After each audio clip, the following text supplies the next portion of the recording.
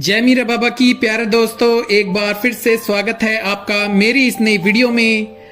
अच्छी खासी हमारे कुल देवता मीरा साहब की कृपा आपके ऊपर होती है और एक समय ऐसा आता है बाबा की कृपा आना बंद हो जाती है। प्यारे दोस्तों, बहुत से भक्तों का ये सवाल होता है कि जब हम बाबा जी की शरण में आए तो शुरुआत में तो बाबा जी हमसे बहुत खुश थे और घर में भी सुख शांति थी, सब कुछ अच्छा खासा चल रहा था। फिर एक दिन घर के हालात बदलने शुरू हो जाते हैं। रोज कोई ना कोई मुसीबत और कोई काम पूरा ना होना, हर काम में रुकावटें आना। कई लोग शिकायत करते हैं कि मीरा बाबा जैन का बाबा ने हमारे सर से अपना हाथ हटा लिया है। तो प्यारे दोस्तों, आज की ये वीडियो इसी के बारे में है कि वो कौन सी गलतियां हैं जिस कारण हमारे कुल देवता, हमारे पीर, हमारे मीरा साहब जैन का वीर हमारे सर से अपना हाथ हटा लेते हैं, घर से अपना पैरा हटा लेते हैं। क्योंकि दोस्तों, कई गलतियां हम अपने अनजाने में ही कर बैठते हैं और काफी समय वो गलतियां हम करते आ रहे होते हैं। हमें कोई बताने वाला नहीं होता, जिससे हमें हमारी गलतियों का पता नहीं होता और हम वो गलतियां दोहराते रहते हैं। ये गलतियां बताने से पहले आपसे मेरी एक ही विनती है कि आप इस वीडियो को पूरा जरूर सुनना। प्यारे दोस्तों, अगर आप चैनल पर नए हैं तो चैनल को तुरंत सब्सक्राइब कर लें, वीडियो को लाइक कर दें और कमेंट बॉक्स में जय मीरा बाबा की लिखकर अपनी हाजिरी जरूर लगा दें। प्यारे दोस्तों, हमारे कुल देवता मीरा साहब जैन का वीर कभी अपने भक्तों का बुरा नहीं चाहते। भक्त ही कई बार ऐसी गलतियां कर बैठते हैं जिस कारण हमारे कुल देवता की नजर हमसे हट जाती है। क्योंकि जब भी हम अपने मीरा साहब की जैन का वीर की पूजा पाठ करते हैं, उनकी ध्यान बंदगी करते हैं, तो मीरा साहब अपना पहरा हमारे घर पर करते हैं। मीरा साहब का वास हमारे घर में हो जाता है। लेकिन हमारी गलतियों की वजह से धीरे धीरे मीरा साहब का वह पहरा, जैन का वीर का वास हमारे घर से हट जाता है और हमारे घर जो नकारात्मक शक्तियां का वास हो जाता है, जो हमारे घर हर काम में रुकावटें पैदा करती हैं। तो प्यारे दोस्तों, सबसे पहली गलती जो हम करते हैं वो ये है कि जब हम अपने बाबा मीरा साहब जैन कबीर का चिराग करते हैं, पूजा पाठ करते हैं, उनका भजन बंदगी धूप बत्ती करते हैं, तो वह क्या करते हैं, चिराग करके धूप बत्ती करके और माथा टेक के उठ खड़े होते हैं। तो दोस्तों, हम आपको बता देना चाहते हैं कि पूजा पाठ का मतलब होता है अपने कुल देवता को हाजिरी देना, अपने पीर का ध्यान करना, ना कि 2 मिनट में चिराग किया, माथा टेका और चल दिए। ये सबसे बड़ी गलती है। जो भक्त, जो सेवक सेवा करते हैं, जब भी बाबा का चिराग रोशन करो तो अपने कुल देवता या पीर की कचहरी में कम से कम 20 मिनट तो बैठें, उनका ध्यान करें, उनको याद करें। इसके साथ ही अपने साथ एक कपड़ा रखें जिससे पहले चिरागों को साफ कर सकें, पूजा स्थान को साफ कर सकें। दोस्तों, ऐसा नहीं कि ये एक काम है, दोस्तों ये काम नहीं है, ये आपकी श्रद्धा है। आप अपने कुल देवता की सेवा कर रहे हो, ना कि कोई काम कर रहे हो कि जो आप जल्दी जल्दी निपटा कर चल दिए। हर बार चिराग में नई बत्ती का इस्तेमाल करो। जब मन लगाकर पूजा चिराग करोगे तो पूजा स्थान पर साफ पवित्र रखोगे तो उधर ही हमारे कुल देवता का वास होगा। तो प्यारे दोस्तों, इस गलती को आप सुधारने की कोशिश जरूर करना। जब भी सुबह शाम पूजा पाठ चिराग करो, धूप बत्ती करो, तो एक कपड़ा साथ रखो पूजा स्थान को साफ करने के लिए, उसके बाद ही चिराग रोशन करने हैं।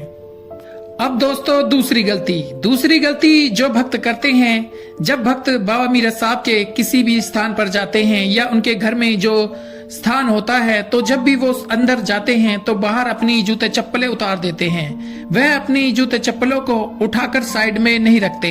जो भी आएगा बाहर चप्पल उतारेगा, जिससे बाबा को पूजा स्थान के सामने चप्पल जूतों का ढेर बन जाता है, एक जाल बन जाता है। क्योंकि जब हम बाबा की पूजा करते हैं, चिराग करते हैं, तो हमारे कुल देवता का वास या उस सकारात्मक ऊर्जा हमारे घर में वास करती है, लेकिन वह इन चप्पल जूतों की वजह से अंदर वास नहीं कर पाती। दोस्तों, आप एक बात का गौर करना, जब आप किसी दरबार पर जाओगे तो उसके आपके जूते चप्पल एक साइड कर दिए जाते हैं।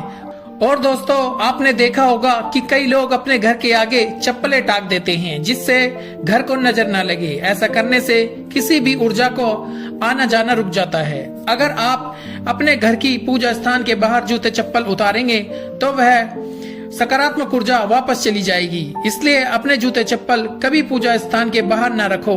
आने जाने का रास्ता बिल्कुल साफ क्लियर रखें। अब बात करते हैं दोस्तों तीसरी गलती की। अगर घर में मीरा सांप का चिराग होता है, अगर घर में लगातार शराब का नशीली चीजों का सेवन होने लगे तो बाबा मीरा सांप अपना पहरा धीरे धीरे हटा लेते हैं। इसलिए हमें अपनी वीडियो में आपको शराब का सेवन करने से कई बार मना करते हैं। जैसे ही बाबा का पहरा घर से हटता है तो घर में नकारात्मक ऊर्जा अपना पहरा बना लेती है। घर में पहले से ज्यादा शराब का सेवन होने लग जाएगा, ग्रह कलेश होने लगेगा, कोई काम नहीं बनेंगे। इसलिए प्यारे दोस्तों कभी भी घर में शराब का इस्तेमाल ना करें। एक बार गलती हो जाती है वो माफ की जा सकती है, मगर अगर वही गलती बार बार की जाए तो इसका कोई इलाज नहीं। अब दोस्तों चौथी गलती, कई लोग क्या करते हैं, बिना स्नान करे ही चिराग रोशन कर देते हैं या घर का एक ही सदस्य स्नान करता है। कहने का मतलब है बुधवार के पवित्र दिन जब भी हम मीरा सांप जानकावीर के चिराग रोशन करते हैं तो हमारे घर का एक ऐसा सदस्य होता है जो चिराग रोशन करता है। उस दिन उस सदस्य के अलावा कोई और सदस्य स्नान नहीं करता। तो दोस्तों ये भी सबसे बड़ी गलती है।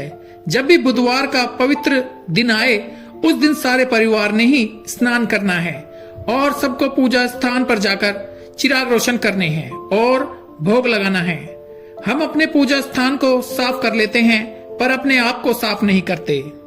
अब दोस्तों पांचवी गलती, ज्यादातर भक्त ब्रह्म मुहूर्त में झाड़ू नहीं लगाते। पहले ऐसा होता था कि घर की सभी औरतें सूरज उगने से पहले ही झाड़ू कर लिया करती थी।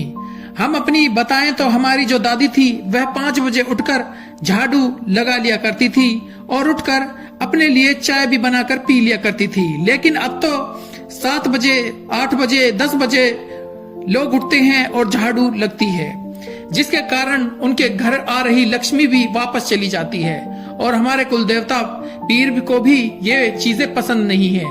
प्यारे दोस्तों जो झाड़ू है वो सूरज निकलने से पहले ही लग जानी चाहिए। अब दोस्तों छठी जो गलती है, अपने कुल देवता मीरा सांप जानकावीर माँ काली को भोग नहीं लगाना। कई भक्त हैं जो बुधवार के दिन बस चिराग रोशन करते हैं, उन्हें भोग नहीं लगाते। प्यारे संगतों बुधवार का पवित्र दिन हफ्ते बाद आता है।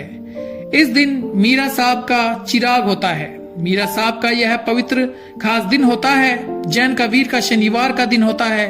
यह बड़ा ही खास दिन होता है।